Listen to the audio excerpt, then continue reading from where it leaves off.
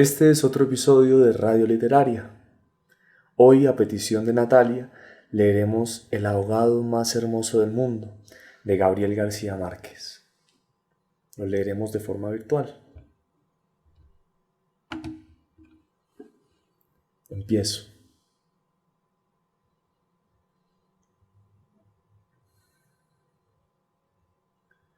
Los primeros niños que vieron el promontorio oscuro y sigiloso que se acercaba por el mar, se hicieron la ilusión de que era un barco enemigo. Después vieron que no llevaba banderas ni arboladura y pensaron que fuera una ballena. Pero cuando quedó varado en la playa, le quitaron los matorrales de sargazos, los filamentos de medusas y los restos de cardúmenes y naufragios que llevaba encima, y solo entonces descubrieron que era un ahogado. Habían jugado con él toda la tarde, enterrándolo y desenterrándolo en la arena, cuando alguien los vio por casualidad y dio la voz de alarma en el pueblo. Los hombres que lo cargaron hasta la casa más próxima notaron que pesaba más que todos los muertos conocidos, casi tanto como un caballo, y se dijeron que tal vez había estado demasiado tiempo a la deriva y el agua se le había metido dentro de los huesos.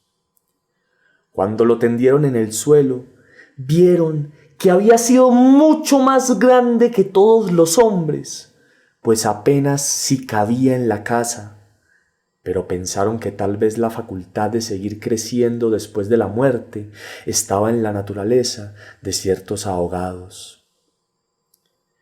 Tenía el olor del mar, y sólo la forma permitía suponer que era el cadáver de un ser humano, porque su piel estaba revestida de una coraza de rémora y de lodo.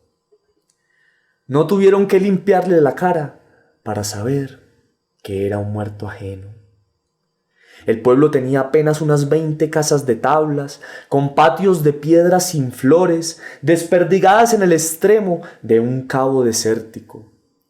La tierra era tan escasa que las madres andaban siempre con el temor de que el viento se llevara a los niños, y a los muertos que les iban causando los años tenían que tirarlos en los acantilados. Pero el mar era manso y pródigo, y todos los hombres cabían en 7 botes. Así que cuando se encontraron el ahogado, les bastó con mirarse los unos a los otros para darse cuenta de que estaban completos. Aquella noche no salieron a trabajar en el mar. Mientras los hombres averiguaban si no faltaba alguien en los pueblos vecinos, las mujeres se quedaron cuidando al ahogado. Le quitaron el lodo con tapones de esparto, le desenredaron del cabello los abrojos submarinos y le rasparon la rémora con fierros de desescamar pescados. A medida que lo hacían, notaron que su vegetación era de océanos remotos y de aguas profundas, y que sus ropas estaban en piltrafas como si hubiera navegado por entre laberintos de corales. Notaron también que sobrellevaba la muerte con altivez, pues no tenía el semblante solitario de los otros ahogados del mar, ni tampoco la catadura sórdida y menesterosa de los ahogados fluviales. Pero solamente cuando acabaron de limpiarlo, tuvieron conciencia de la clase de hombre que era. Y entonces se quedaron sin aliento. No solo era el más alto, el más fuerte, el más viril y el mejor armado que habían visto jamás, sino que todavía cuando lo estaban viendo no les cabía en la imaginación. No encontraron en el pueblo una cama bastante grande para tenderlo, ni una mesa bastante sólida para velarlo. No le vinieron los pantalones de fiesta de los hombres más altos, ni las camisas dominicales de los más corpulentos, ni los zapatos del mejor plantado. Fascinadas por su desproporción y su hermosura, las mujeres decidieron entonces hacerle unos pantalones con un pedazo de vela cangreja y una camisa de bramante de novia para que pudiera continuar su muerte con dignidad. Mientras cosían sentadas en círculo, contemplando el cadáver entre puntada y puntada, les parecía que el viento no había sido nunca tan tenaz, ni el Caribe había estado nunca tan ansioso como aquella noche, y suponían que esos cambios tenían algo que ver con el muerto. Pensaban que si aquel hombre magnífico hubiera vivido en el pueblo, su casa habría tenido las puertas más anchas, el techo más alto y el piso más firme, y el bastidor de su cama había sido de 40 maestras con pernos de hierro, y su mujer habría sido la más feliz. Pensaban que habría tenido tanta autoridad, que hubiera sacado los peces del mar con solo llamarlos por sus nombres, y habría puesto tanto empeño en el trabajo que hubiera hecho brotar manantiales de entre las piedras más áridas y hubiera podido sembrar flores en los acantilados. Lo compararon en secreto con sus propios hombres, pensando que no serían capaces de hacer en toda una vida lo que aquel era capaz de hacer en una noche, y terminaron por repudiarlos en el fondo de sus corazones como los seres más escuálidos y mezquinos de la tierra. Andaban extraviadas por esos dédalos de fantasía, cuando la más vieja de las mujeres, que por ser la más vieja había contemplado al ahogado con menos pasión que compasión, suspiró. Tiene cara de llamarse Esteban. Era verdad. A la mayoría le bastó con mirarlo otra vez para comprender que no podía tener otro nombre. Las más porfiadas, que eran las más jóvenes, se mantuvieron con la ilusión de que al ponerle la ropa, tendido entre flores y con unos zapatos de charol, pudiera llamarse Lautaro. Pero fue una ilusión vana. El lienzo resultó escaso. Los pantalones mal cortados y peor cosidos le quedaron estrechos, y las fuerzas ocultas de su corazón hacían saltar los botones de la camisa. Después de la medianoche se adelgazaron los silbidos del viento y el mar cayó en el sopor del miércoles. El silencio acabó con las últimas dudas. Era Esteban. Las mujeres que lo habían vestido, las que lo habían peinado, las que le habían cortado las uñas y raspado la barba, no pudieron reprimir un estremecimiento de compasión cuando tuvieron que resignarse a dejarlo tirado por los suelos. Fue entonces cuando comprendieron cuánto debió haber sido de infeliz con aquel cuerpo descomunal, si hasta después de muerto le estorbaba.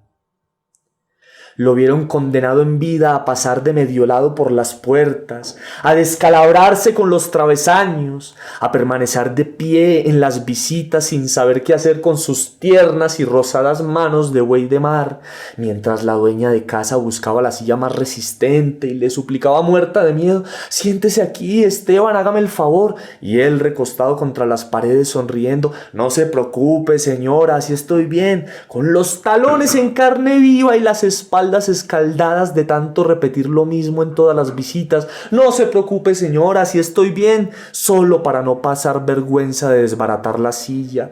Y acaso sin haber sabido nunca que quienes le decían: «No te vayas, Esteban, espérate siquiera hasta que hierva el café», eran los mismos que después susurraban: «Ya se fue el bobote ese grande, qué bueno, ya se fue el tonto hermoso».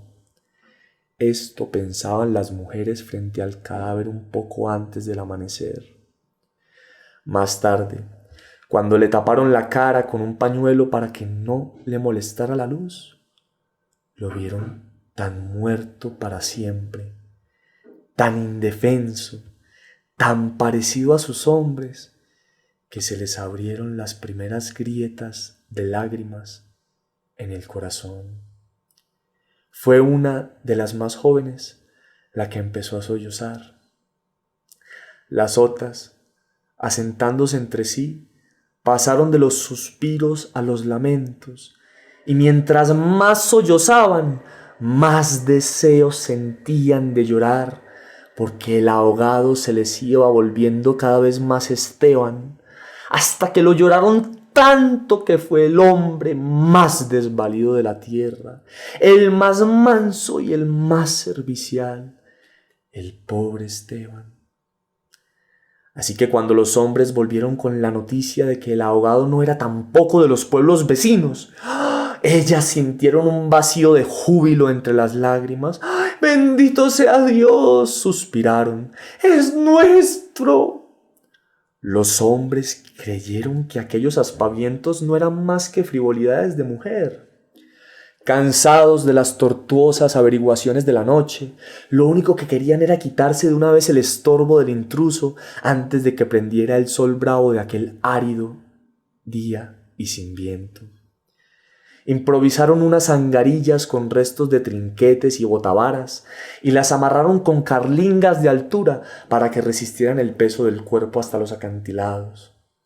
Quisieron encadenarle a los tobillos un ancla de buque mercante para que fondeara sin tropiezos en los mares más profundos, donde los peces son ciegos y los buzos se mueren de nostalgia, de manera que las malas corrientes no fueran a devolverlo a la orilla, como había sucedido con otros cuerpos. Pero mientras más se apresuraban, más cosas se les ocurrían a las mujeres para perder el tiempo.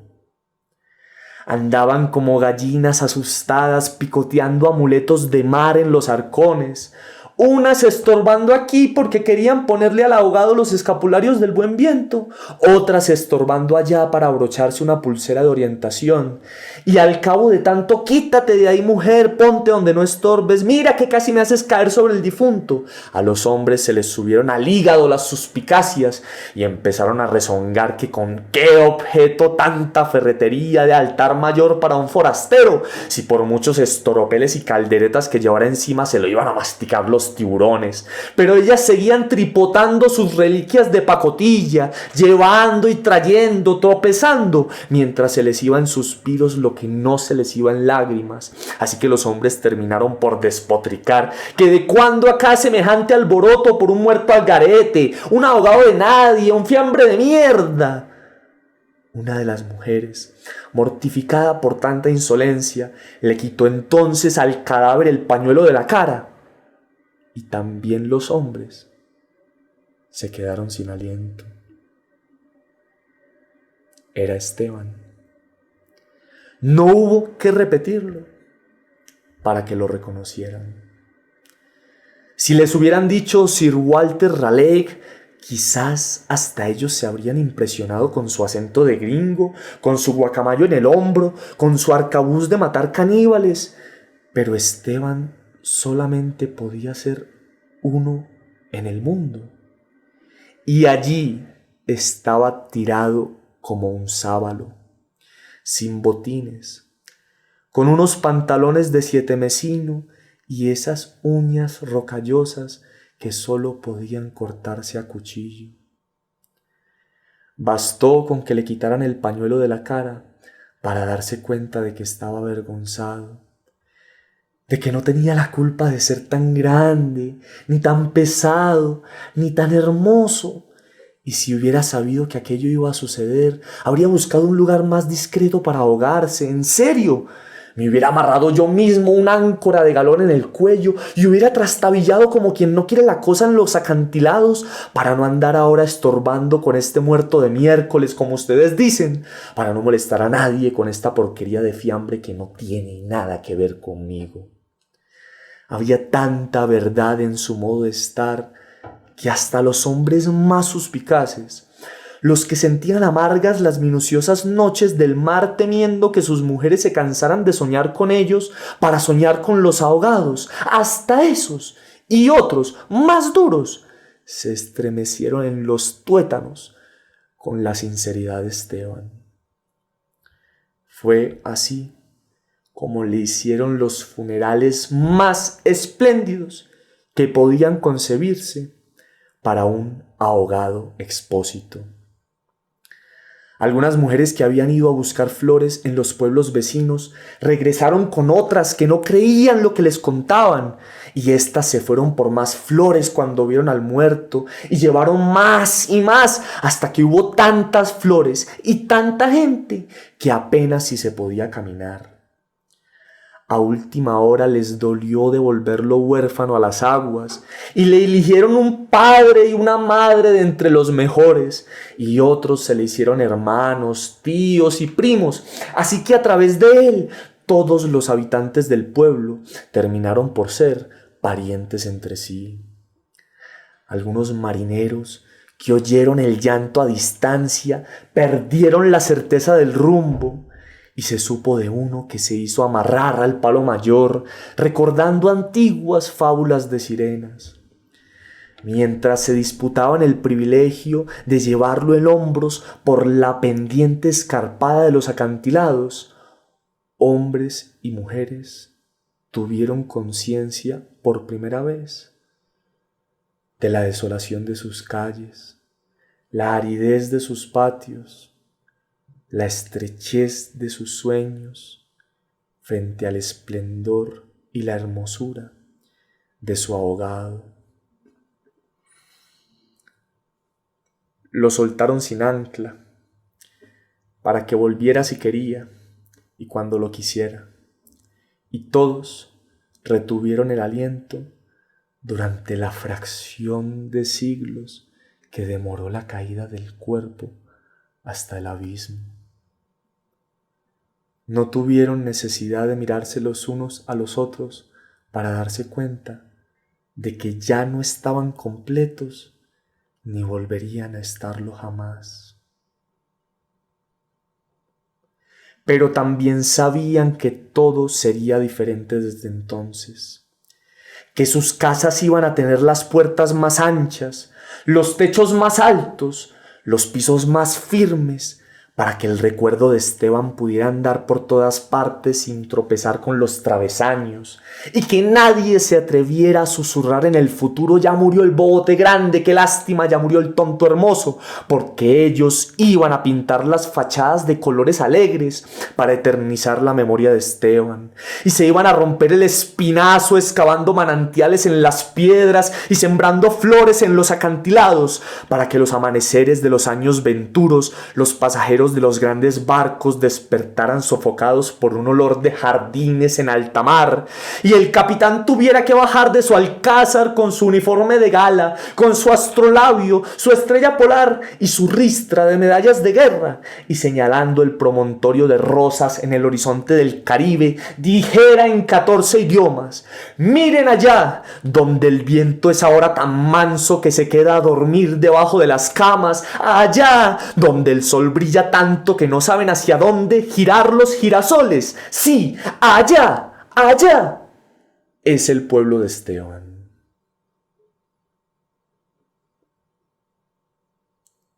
Fin.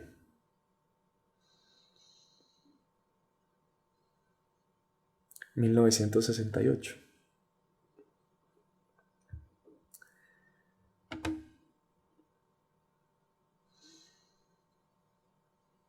Gracias por ver.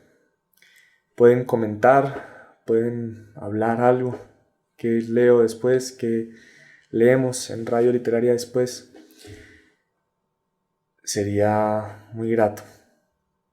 Gracias por escuchar y por ver.